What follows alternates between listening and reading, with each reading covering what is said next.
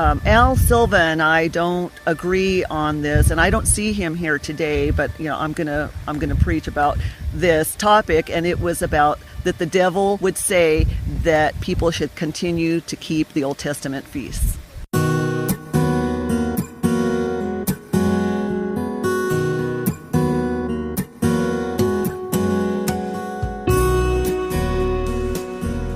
Hello, and welcome to Walk Like a Hebrew. I'm Jody Odell. On this podcast, we talk to followers of the Messiah. We call him Jesus, Yeshua, Yahoshua, Yahshua, maybe some others, but we all agree that he is the Anointed One, sent from the Father, who died and rose again 3 days later for the benefit of all mankind. We come from all kinds of faith backgrounds, and we have discovered that God's law, which was given through Moses at Mount Sinai, was not actually nailed to the cross of Christ, as many of us have been taught. On Walk Like a Hebrew, we ask the question, how did you get from there, wherever that was, to here, living like a true Hebrew, literally following in the footsteps of our Messiah? We live our lives by 1 John 2:6. We keep the holidays he kept, we avoid the same foods he avoided, we read the same scriptures he read, and we keep the Sabbath holy as he did. Walk Like a Hebrew is a listener-supported podcast. We don't have sponsors and we don't sell products to pay our expenses. If you enjoy hearing these testimonies and you would like to make a one-time or recurring donation, please visit sheholdsforth.com/donate. And now you can also support us through Pod Hero, a revenue-sharing subscription service that makes it easy and cost-effective to support your favorite podcasts. Did you know that only 1% of the biggest podcasts make money? The other 99% rely on support from listeners like you. With Pod Hero, you can support all of your favorite podcasts with one $5.99 a month membership. Just click the link in the show notes, tell Pod Hero your favorite podcasts, and your contribution gets shared between shows at the end of the month. Check it out at podhero.com. This is episode 17, an interview with Elwood and Lisa Silva of Bakersfield, California. I sat down with the Silvas at the Feast of Shavuot celebration at Safe Haven Sustainable Farms in Orosi, California, so you'll hear all kinds of stuff going on in the background. Elle and Lisa came out of the Seventh-day Adventist denomination and have tons to share about their journey of discovering the truth about the biblical feasts. Welcome to Walk Like a Hebrew. We're here at beautiful Orosi, California, celebrating Shavuot at Safe Haven Sustainable Farms. Right now I'm sitting down with Elwood and Lisa Silva. Can you tell us a little bit about yourselves? Well, I'm Elwood, or Al Silva, and been on this faith journey for most of my life. In fact, the majority of my life. Really? I attribute that to some powerful prayers from my father. I've always known him to be a faithful man of God. Awesome. And through my childhood, in retrospect, I look back and I recognize that the life that I live, I'm going to give the credit to God, but he used my dad to pray for his boys. Tell us, Lisa, how long have you guys been married? In July, it's going to be 28 years that we've been married. Awesome. And we have 5 children and 6 grandchildren. Cool. You like being a grandma? I like being a grandma. What do they call you? They call me Grandma. Perfect. And it's amazing because they're all my step-grandchildren. And I call her Grandma, too. He calls me Grandma. Awesome. That's perfect. But yeah, and my stepchildren don't call me Mom, but they all raised their children to call me Grandma. Awesome. And so I'm just one of the other grandmas. That is cool. I love it. Yeah, I like being a grandma too. So you told us a little bit about your faith background already. So you were raised by a powerful prayer warrior. That is so great. How about you, Lisa? What was your faith background? My mother was brought up Catholic, but it was nominal. I remember going to church a few times, but it wasn't very often. My mom had me when she was very young, and then at a young age, she became addicted to drugs. So I was kind of raised in that environment. And then a friend of hers invited her to a church when I was probably around 8 years old, and my mom had a miraculous healing. God healed her from drug addiction. And so then from about the age of 8 to 10 years old, she started going to an apostolic church, which, like a Pentecostal type. Right. And I went to that throughout my high school years. Then I completely left. I wasn't following God at all. And during that period of time, Al and I met, and we weren't going to church. Then we got an invitation to go to a Seventh-day Adventist church. Okay. And something was sparked in me all of a sudden that, hey, let's go to this. And I didn't realize that Al used to go to Seventh-day Adventist Church, and he was a very active member of a Seventh-day Adventist church. So when we got the invitation to go, I thought I was going to need to convince him to go. I didn't know about Seventh-day Adventist. I just saw the invitation to go to this church, and it was a Revelation seminar. And so we were talking about going, and he wasn't very enthusiastic about it, and I kept trying to convince him that we should go, and he just said, yes, okay, we'll go. And I kept saying, no, but look at where it is, and look at the address, and here's a map. And he says, okay, I know where it's at. And I thought, he always says he knows something. So he's just telling me that to quiet me down. And then finally, after I kept bugging him, he said, I used to go to that church. I know where it's at. Oh. And so we went, and he had gone through a divorce. So when he went there before, he was going with his first wife. Right. And then he shows up with me all these years later. And was it awkward?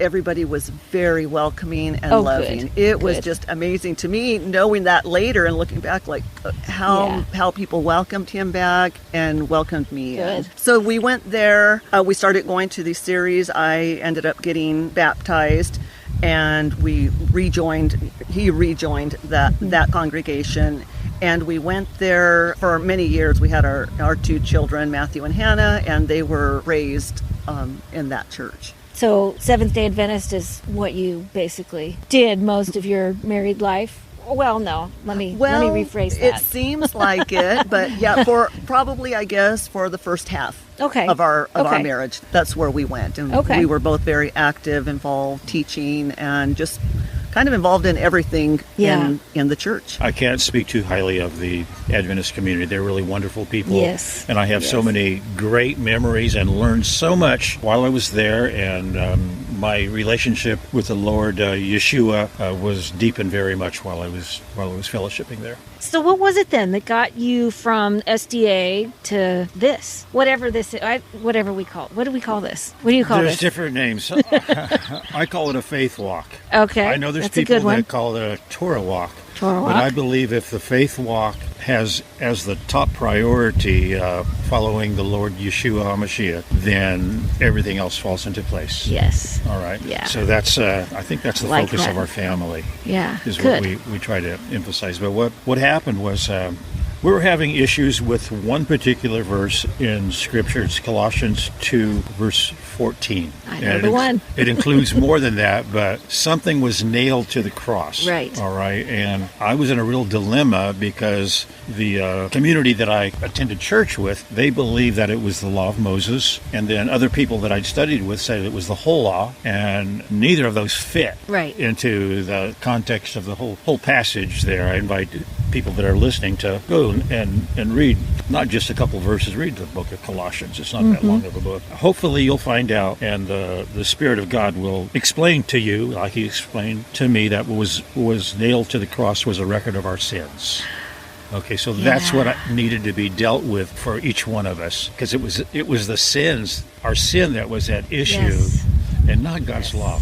So. Oh, you explained that so well. Well, it's I try to explain it like that, but I've never been able to articulate it like that. Well, I think the biggest thing that I learned from that passage was in the New Testament, the word for law is nomos. It's a Greek word, nomos. And in the whole book of Colossians, nomos is not used one time. So how could that be what was nailed to the cross, whether it be the law of Moses or all of God's law or a portion of God's law, when He doesn't even use the word in there? Right. So things weren't fitting. The explanations that I was receiving from the people that I respected it didn't make sense. So I was just anxious to hear or discover something else. And one day there was a special program at our church, and this visitor comes in who's also a Seventh-day Adventist, and he has some books. And one of my good friends, Jeff Long, who was the pianist there, this man named Matthew, he's showing him this book with a bright blue cover on it that says God's Holidays on it. And so he's ready to give it to Jeff Long, and I walk up and I kind of eavesdrop and listen. And I said, I want that book. So Cool. Jeff said, oh, go ahead and take it out. And so Matthew gave it to me, and I just ate that book right up. And it explained more than just Colossians to me. But Awesome. it explained about, the holy days. Yeah. And I had never heard about the holy days. How could I have been? Neither had I. I'd been a believer for decades. I had never heard about the holy days except for the Day of Atonement. And Right. of course, that was all nailed to the cross Right. with the law of Moses and all of those other things. I heard about a place not too far from here, about 30 minutes, 45 minutes to the south of us is a little community called Terabella, which is near Porterville. Terabella. And a retired Seventh-day Adventist evangelist had 10 acres there, kind of similar to this, and he had set it up for camp meetings. He had learned about the Moedim, is what they're called in Hebrew, and he started doing them years before this, and he was having 200, 300 people coming there for the Passover and unleavened bread. And Just like we do here. Just like we do 30 here. minutes down the road. Right. And Wow. what was amazing to us was we had been Seventh-day Adventists for all these years. This man was a Seventh-day Adventist, and we had never heard Yes. of him. Uh-huh. We never knew there was such a thing.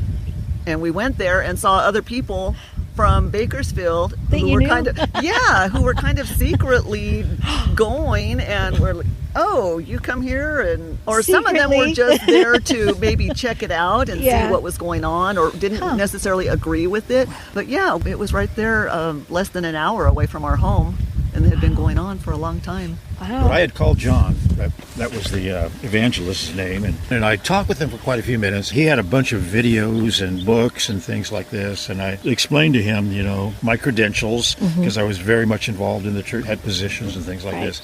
And he said, well, let me send you my tapes. He usually sold them, but he just sent me the whole set of them. Wow. I was convinced. I said, we have to go to one of these feasts. So we went to what was it? I think it was to Sukkot. It was a Sukkot. Of course, the terminology they used was the Feast of Tabernacles. Tabernacles. So we went there, and we had a wonderful time. That was our introduction, and from that point on, we went to every celebration that there was. How long ago was that?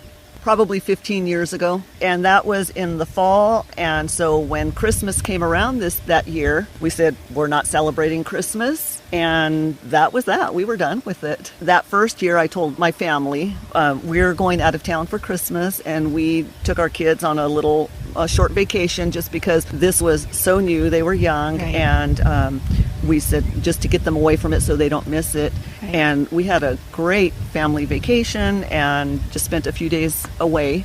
And we did that for the first several years until our kids got out of the habit of celebrating Christmas, and also for my family to get out Yeah. of the habit of inviting us and So what did expecting us. they think? I've always been a little different, I guess, because most of my family has been, has remained somewhere in the Pentecostal Yeah. denominations. And so when I became Seventh-day Adventist, that was the first big shock to that's them. right. Yeah, Yeah, you because did it a now, couple of times, didn't you? Yeah, so now you're going to church on Saturday? What? Right. And that was... you're not eating pork, and just everything had been an adjustment. So this was just one more thing that Right. Lisa is doing that. That's But funny. it's been amazing because my walk has been consistent over the years, Mm-hmm. and so they've just accepted when I tell them I'm doing something different now. Yeah. They've just been very accepting of it. Well, that's good. That's And I good. think they understand that it's truth, because they know if they want to sit down and talk about it, I'll show them scriptures to back it up. One dynamic that you might find interesting is, I had been exposed to Sabbath keeping for several decades already. And after we started going to the Moedim, the festivals, we also visited a lot of the breakoffs from the old Worldwide Church of God, Right. Herbert Armstrong group. Yes. That and some Messianic people, and where else, Lisa? Just home groups. And Home groups. So it was looking at and understanding that there's so many more people out there that are trying to follow the Lord. Maybe I didn't agree with them in the particulars, but it felt like we were going in the same direction. Yeah.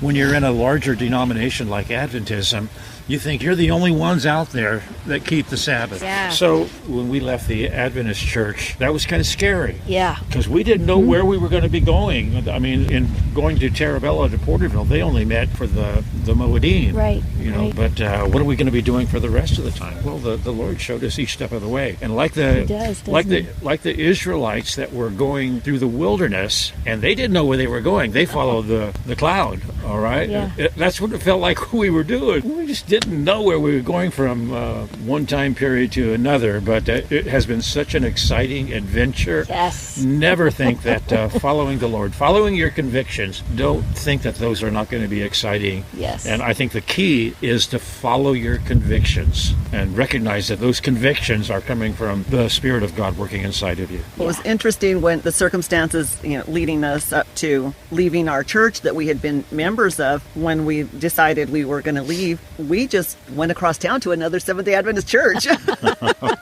We weren't looking to leave the denomination. Right. We learned something new and we wanted to do it. We wanted to share it, but we were okay that they didn't want to accept it. We had learned that by that point. But we said, well, there's another Seventh-day Adventist church across town and well, let's go there. And so that's what we did for about the next 6 months, was go to a different congregation. But we were marked. Yeah. Oh. All right. Yes. Because that happens, something doesn't that it? we left out is for about 1 year before we left the Adventist fold, one of the elders had contacted me and said, look, we'd like to find out what you believe. I don't remember. I think about once a month or maybe more often than that, we met with the Board of Elders and the pastors to share with it how we understood and why we were doing the things that we were doing. And we had a home group throughout this whole time. Mm-hmm. So we would have 20 to 30 people over our house every Friday evening to welcome in the Sabbath, and we would have Bible studies, and it was really exciting, what was going on. And so Ken and I were meeting with the Board of Elders and the pastors, and we had somebody that was telling us ahead of time what was going to happen.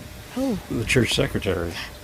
Oh, she had a strong spirit of discernment. And Yes. Really? she told us, you know what, this is what's going to happen. Uh-huh. And we would say, that is never going to happen. That is not possible. And it did. And it would happen. It was amazing. Like what kind of things would happen, though? What did she warn you about? Well, let's go back a little bit. Okay. So Tell me the story. After Al got a hold of that book and he was convinced about the holy days, and so he was very involved with the men's ministry. He had invited 6 men over to our home one Sabbath evening, and he said, I want to share with you this new thing that I've learned, and I want for you guys to tell me if I'm wrong. And he sat with them that evening, and they studied it through, and they didn't give any response. Well, the next day, one of the men from the group was going out of town on a trip with the pastor, and he mentioned to him, hey, I went over to El Silva's last night. You spilled the beans. Yes. Busted. Yes. So the pastor listened to him, and our pastor at that time liked to do sermon series. So he would pick a topic and do 3 or 4 weeks of sermons on a certain topic. I see where you're going with this. his topic that he picked was called If I Were the Devil. And so he was talking about how Satan is going to infiltrate congregations and the work he's going to do. And so it was a 6-week series. So he got to the last one, and by this time we were kind of holding our breath, and then where is this going to go? And so he got to the last one. He didn't say anything about the holy days. And at that time we were visiting communities around Bakersfield because we wanted to get out of the main city and into the mountains. Our kids were younger, and we wanted to raise them somewhere else. We went to go visit a church, and we were out of town. And when we came home, Al dropped the kids and me off at home, and he had a men's ministry meeting at church. I get a phone call from this man that we had met, and he said, is Al home? And I said, no. He said, I wanted to let him know that the pastor mentioned him in the sermon today. And I said, oh, well, he's at church with men's ministry right now. So Al comes home, and I tell him this, and he said, I was just at men's ministry, and none of the men said anything about it to me. So on Saturday nights, we had what was called Vespers, and it was a little song service and prayer and Bible study to close out the Sabbath, and Al was the leader for that. So Al comes home from men's ministry, and I tell you, we were very involved with everything. Right. So he comes home from men's ministry, picks up the kids and me, and we go back to the church for Vespers. And our pastor is there, which our pastor Doesn't go to this. rarely went to Vespers. Spurs. Yeah. And he was there, and at that time the recordings were on a cassette tape. So he hands Elle this cassette tape, and he said he felt like he needed to hear the sermon. And during that sermon that he gave, it was, if I was the devil, this is how I would infiltrate the church. Right. And he put myself and the devil on the same team. All right. So those kind of the dynamics of what was mentioned concerning me in that sermon. But I later learned that he had gotten a call from the head elder at our church, and the head elder told him he shouldn't have gone and done that. So said this was the wrong thing to do. So the pastor got that cassette and met me for, not that he felt guilty about it. He just wanted to He was cover responding himself. to the elder, the head elder, and said, you should not have done that. And so he gave me the cassette, and I didn't listen to it then, but later on I did listen to it. Yeah. So what he said was, I had said last week that was the last sermon in my series, but I have one more to preach. And Silva and I don't agree on this, and I don't see him here today, but I'm gonna preach about this topic, and it was about that the devil would say that people should continue to keep the Old Testament feasts. And that was how Satan is going to infiltrate the church.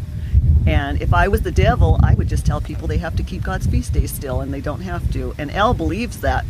That's where he put him on the same side. I believe that we should keep the feast. Right. Yeah. So after that drive with the one guy with the pastor, Elle started meeting one-on-one with our pastor and associate pastor. And Elle said, well, I'll let you tell how that went. Yes, it started out well. We'd meet on a weekly basis.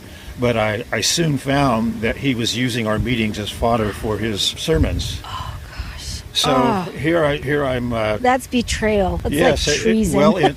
I had a different word for it. It's guile. Yes. Okay, that's so it's guile. Yes. And that's exactly what we were faced with. We still didn't stop going at that time. We were continuing with the meetings with the pastors and the elders, once a month. And then the last time that we went, we were told what was going to happen by that person that we shared. The secretary? With the spirit of discernment. All right. And she told us what was going to happen, that we were going to be censored. It meant that, they gave me a letter, and they said that we're going to ask you not to speak anymore about the festivals to any new converts or anybody within the church. If somebody should ask you, you should refer them to one of the elders. And you are not to go to any of these celebrations at all. And like they have that for a period authority. Of 1 year. So that was their sentence. And they wanted me to sign a document explaining, agreeing to this. And I said, I'm not going to sign that document. They thought they could keep you from going out and celebrating the Moedim elsewhere? Right. But you see, we already knew what was going to be presented to us. So Ken and I, we were in the parking lot getting ready to go into that meeting. And we prayed and we said, Lord, if this happens, if you want us to stay going to SDA church, then you block this from happening. Otherwise, this will be our last time, going to this church. So ultimately, it was the last time we went to the church. Yeah. But like I said, we just went to another Seventh-day Adventist church. But it was interesting because we sat, again, towards the front. We were used to, we weren't back row people. And so we sat towards the front, and we went to that church for almost 6 months, and the pastor never greeted us. Other people did, because he knew. We assumed he didn't want to welcome us in, and then us come to his congregation and start trouble. Right. Well, they had quarterly pastors' meetings and discuss issues, within their churches and stuff like that. And I'm sure our name, we were on a list. Another interesting thing that happened was the first time we went to Terabella to the feast. There was a potluck after the service, and we were sitting out on this lawn and having this potluck, and there were people who had been going there for a while, and it was all Seventh-day Adventists, and they were telling their stories about how they had been ostracized, and this was our first time at one of the feasts. And in my mind, I'm listening to them and thinking, what have these people done to cause this? They must be presenting this in such an offensive way that they're being treated like this in their congregations. And in my mind, it just was impossible for a congregation of people that you've been involved with and friends with and raising your children together to have this kind of reaction. Little did I know. Little did you know. A couple years later, that was us. Yeah. It's unfortunate that I don't want to paint this with too broad a brushstroke, but a measure of the faith communities that there's a lot of guile, disingenuous attitudes, politics going on. All right, that's too bad. I've always thought that wherever we went, there should be some process where if you have a question about a belief or a particular belief or something, that you could come with some of the other brethren and discuss this. But that's not possible. No. I have never been to a fellowship where that's an option. Right. And that's, to me, that's sad. Well, we were getting ready to get kicked out of the Seventh-day Adventist Church, and Al wrote a letter of resignation for remove our membership from your church rolls and thank you, and we're leaving. And it's sad because, we started out saying what fond memories, and there was a lot of good. And I learned so much about the Bible while I was there because, I'd been raised in a church that was very emotion-based. Yeah. And then I went to something that was very head-based, all this knowledge, and I was just learning so much. And the way they raise their children, I think, is beautiful in the Seventh-day Adventist community. And I'm grateful that I got that foundation with raising Matthew and Hannah and that. But you gotta toe the line. But let's go on. Carry on, please. Let's go on. We fellowshipped at a United Church, all right, which is one of the branches from the Worldwide.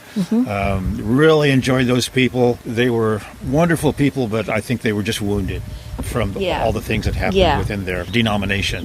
All right. Then we went to some home fellowships and things like this. Then we had joined forces with another home fellowship. What they did is, we were having a Friday night fellowship at our home, and they sent a spy. Who sent a spy? No, that's not how. Here, let me tell you how it happened. Let me tell you what really happened.